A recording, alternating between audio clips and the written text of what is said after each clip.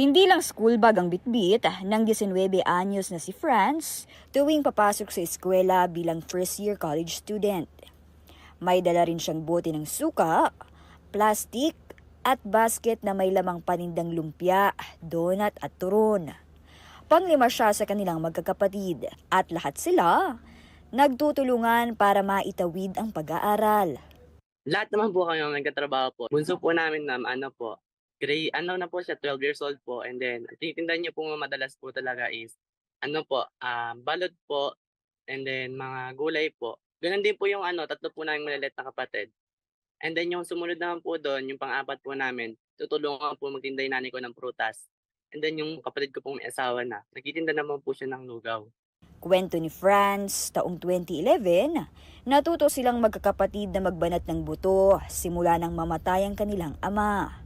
Nagsimula sila sa pangangalakal noon hanggang sa nag-ipon at ginawa itong puhunan para makapagtinda. Hindi raw kasi kakayanin ng kanilang ina na pag-aralin silang lahat. Lalo pa taong 2022, na-diagnose ito ng stage 2 papillary thyroid cancer. Nanay po kasi namin hindi po mahilig magsabi na hindi niya na po kaya. Ayaw niya po nakikita na malungkot po kami, gano'n. Gusto niya lang po laging ipakita is okay po siya kahit hindi naman po talaga. Nagkaroon sila ng stepfather. Pero maging ito, na-diagnose naman noong 2019 ng stage 4 nasopharyngeal carcinoma.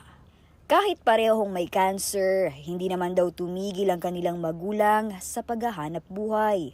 Nagtitinda po siya ng prutas kasi po, ayun po, gusto niya po suportahan po yung mga maliliit po namin kapatid kahit po may sakit po siya. Minsan po umuutang po sa Bombay, ganyan.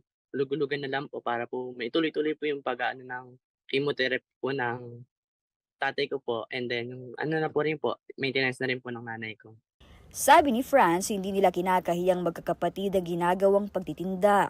Malaking tulong daw kasi ito para mapag-aral nila ang kanilang sarili at makapagbigay tulong din sa kanilang mga magulang. Sobrang lang po, parang nakaka-pressure din po kasi ma'am kahit ginagawa po namin yung kaya po namin sa pagtatrabaho. Di pa rin po namin ma-assure ma'am na magiging okay po yung nanay namin kasi nga po sa lumalala pong sakit po nila parehas. Kaya sina Franz humihingi po ng inyong tulong para sa magastos na gamutan ng kanilang magulang. May mensahe din siya sa mga katulad niyang may kaparehong sitwasyon. I-check po natin yung magulang po natin, lagi po nating silang kamustahin, and then, 'wag po tayong maging maluho sa mga bagay na hindi kayang ibigay sa atin ng mga magulang po natin. Ako po si Mobile Journey de Pascual na nagpapaalala na ang bawat may karamdaman ay kailangan din ng kalinga.